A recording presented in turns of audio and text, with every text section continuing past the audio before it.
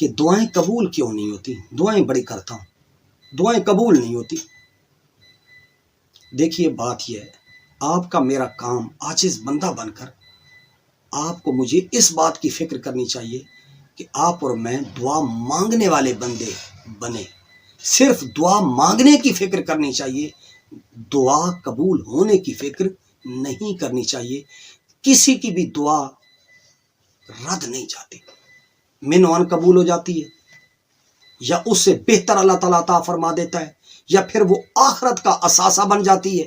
دعا مانگتے رہنا چاہیے، دعا سے بے نیازی اختیار نہیں کرنی چاہیے۔ لہذا بات یاد یہ رہے، جو مانگنے کا طریقہ ہے اس طرح مانگو۔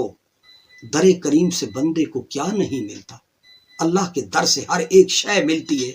حدیث شریف میں بھی یہی حکم آیا ہے، حضور سید عالم صلی اللہ علیہ وآلہ وسلم کا یہی فرمان ہے کہ سب سے بڑا عاجز اور کمزور بندہ وہ ہے جو دعا کرنے میں، اللہ سے دعا مانگنے میں سستی اور غفلت اور دیر کرتا ہے۔ اللہ کی بارگاہ میں وہ شخص بہت ہی عاجز اور کمزور اور محروم شخص ہے۔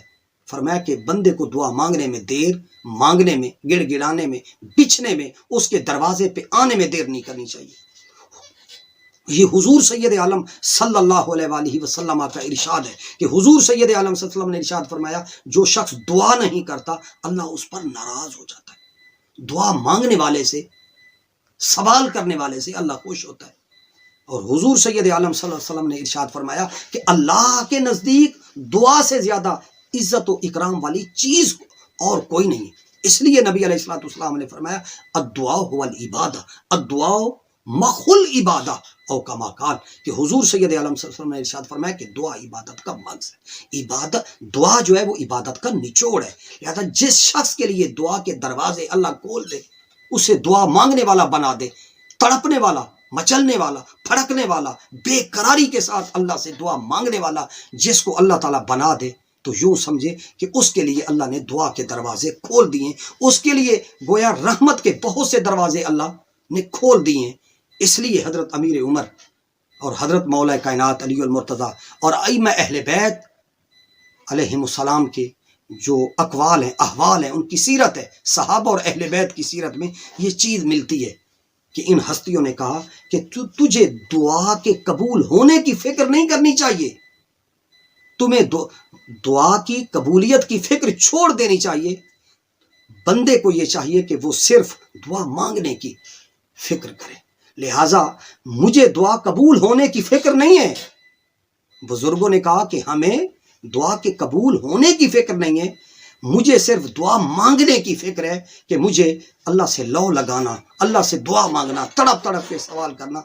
جب مجھے دعا مانگنے کی توفیق ہو گئی، حضرت عمر کہتے ہیں، تو پھر قبولیت بھی اس کے ساتھ حاصل ہو جائے گی۔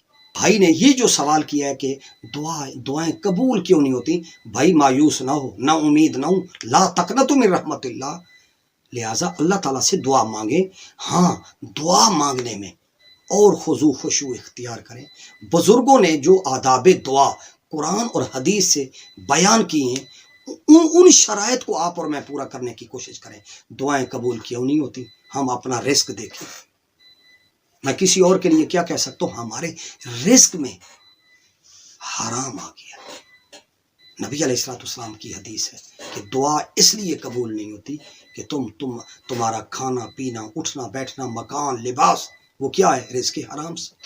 لہٰذا رزق آداب دعا کے لیے، قبولیت دعا کے لیے رزق حلال کا اہتمام، اخلاص کے ساتھ دعا کرنا، دل سے یہ سمجھنا کہ اللہ تعالیٰ کے سوا کوئی ہمارا مقصد پورا نہیں کر سکتا، پاک صاف ہو کر دعا کرنا، وضو کر کے دعا کرنا، قبلہ رخ ہو کر دعا کرنا، دو زانو بیٹھ کر دعا کرنا، دعا کے لیے اول و آخر حمد اور ثناء باری تعالیٰ، اول و آخر نبی علیہ الصلوۃ والسلام کی ذات پر درود شریف بھیجنا، دونوں ہاتھ پھیلا کر اللہ تعالیٰ سے گڑ گڑا کر کیا کرنا؟